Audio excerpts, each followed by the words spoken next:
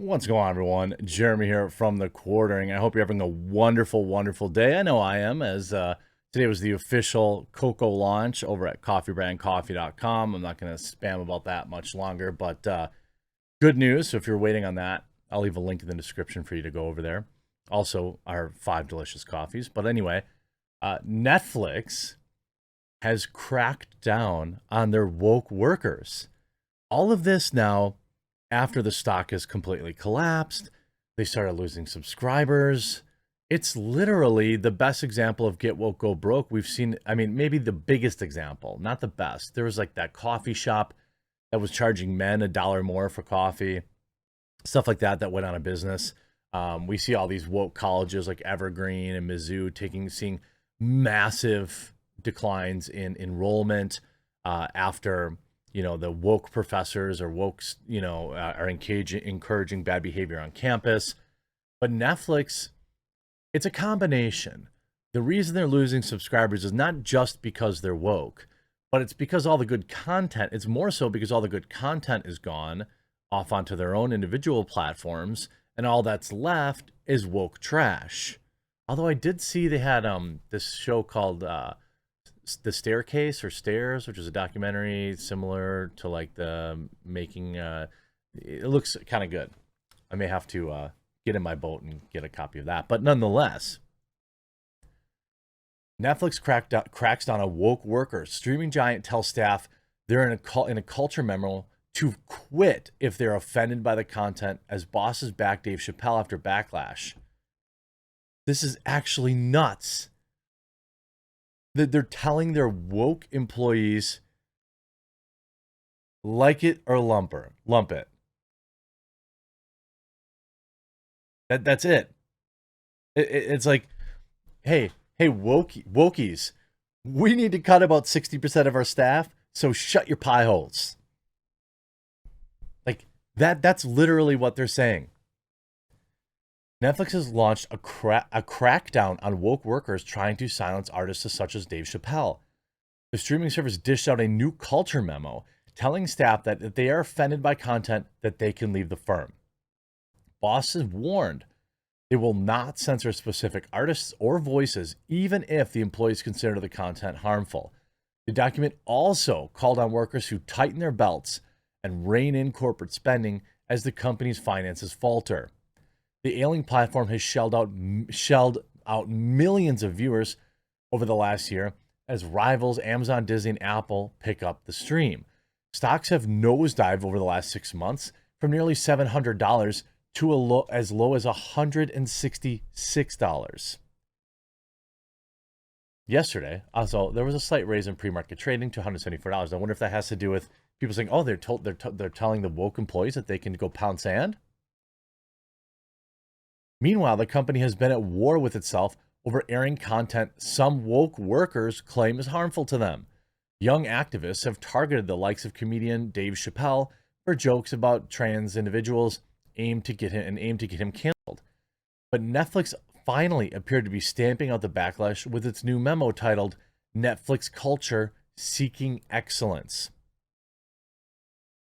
In a news section called Artistic Expression, it says, quote, "Entertaining the world is an amazing opportunity and also a challenge because viewers have very different points of view and tastes. So we offer a wide variety of TV shows and movies, some of which can be provocative. To help members make informed choices about what to watch, we offer ratings, content warnings, and easy-to-use parental controls. Not everyone will like or agree with everything on our service. While every title is important, we approach them based on the same set of principles. We support the artistic expression of the creators we choose to work with. We program for a diversity of audiences and tastes, and we let our viewers decide what's appropriate for them versus having Netflix censor specific artists or voices." Now here's where things get spicy. It adds, as employees, we support the principle that Netflix offers a diversity of stories, even if we find some titles counter to our own personal values. Depending on your role, you may need to work on titles you perceive to be harmful. If you find it hard to support our content breadth, Netflix may not be the place for you. They're literally telling their woke employees to just quit. That I don't really know any other way to like describe this, but I mean, right? They're just saying, why don't you just quit? Why don't you just quit? Don't like it? Quit. Because here's the truth. Netflix is going to have some massive layoffs coming down the pipeline here. If it's true, and by the way, I think the number will be higher than they predicted. So their stock absolutely cratered when they lost 200,000 subscribers. They also kind of pre-softened their investors by saying, we're going to lose 2 million more in the next quarter. What's going to happen when that 2 million is 3 million? Because look, inflation is real. People are looking at, hey, and I tell my viewers this too. You should look at your credit card statements. I'm guilty of this too.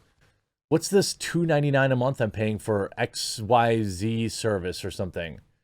And you have to actually take time. Every time I do it, I shave like $50, $60 a month off what I'm just wasting money on. How many people watching this video right now haven't watched something meaningful on Netflix in the last 2 months? Why are you paying for it? If you're waiting for Stranger Things to come out, or you're waiting for, whatever, Squid Game season 2, cancel it today and then sign up and then binge the show. Why do you think Disney went to the traditional release schedule for shows like The Mandalorian and things of that nature? It's because they saw that's what was already happening on Netflix. Why would I pay for Netflix all year long when I could pay for 1 month, and in 1 month I could watch the 3 or 4 programs that I actually care about? That's what everyone should be doing. If they absolutely like really love a show, like you will like Dark or Black Mirror or Stranger Things or whatever, like just wait until wintertime, October, November, when you're stuck inside, sign up, binge a show, cancel.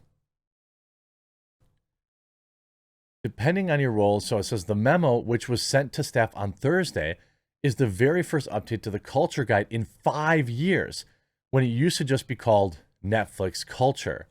But it keeps the core principles of the original document with notes on empowering employee decision-making and calling for candid feedback. The new docket appeared to be Netflix taking a firm stand against those trying to thwart artistic content they disagree with.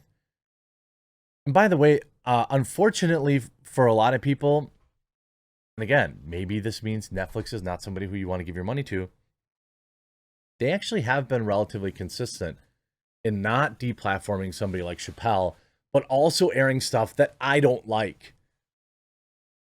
Their little girl dancing shows, and their I'm a man and I'm pregnant shows, right? They're spending my money as a subscriber on that stuff. But in a shocker, they're actually like ideologically consistent by leaving stand-up. But here's the other thing. They also know that stand-up's kind of all they got. Just they're so desperate. I'm covering this later today, but like they're so desperate that they're releasing a Norm Macdonald special after he's passed. It's like they're breaking the glass. Norm, save us, please. We didn't want to release this at the same time as Chappelle because he probably makes some jokes, some gay jokes or something like that, and they didn't want the backlash. But now they're like, crap. Woke activist claims, Chappelle was one of the performers who had come under fire for his show The Closer, and it caused an eruption at the company. And again, it was like 6 employees. That's it. But it got thousands of articles and thousands of YouTube videos made about it.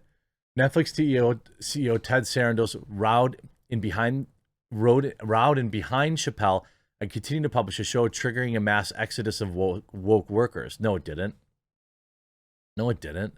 They lost 2 of them. There was no mass exodus. Come on, Daily Mail. The new memo also contained a section aiming at getting staff to cut down their spending under the valued behaviors heading. It says, you spend our members' money wisely. It continues. There are virtually no spending controls and few contract signing controls. Each employee is expected to seek advice and perspective and appropriate use good judgment is our core precept. But the new document removed, quote, note that if our company experienced financial difficulty, we wouldn't ask our employees to accept less pay. Interesting. They removed that. A sports team with a losing record is still pays top of the personnel market for the players. They hope to get them back into a winning position. On the other hand, the company does well and we broadly distribute stock, options become quite valuable. Other sections include the ethical expectations, representation matters, and employees direct our philanthropy. I mean, Netflix has had enough. They've had enough. They know that this has been very bad for their company. They're losing. The thing is, when you want to play like the kind of the culture battle, if you lose, no matter how much you think you win, you're losing. It's better to stay out of it, which is why I have coffee.com. Just read the About Us. That's all I'm asking. I'm not asking to buy anything. Read the About Us page. Check out some of what we offer. We added Cocos today. And I've got big plans for next week. We got decaf, cold brews, at least 4, maybe 5 different teas. We've got flavored coffees coming. So much between now and June. I couldn't have done it without your support. I hope you enjoyed this video. We'll talk to you again real soon.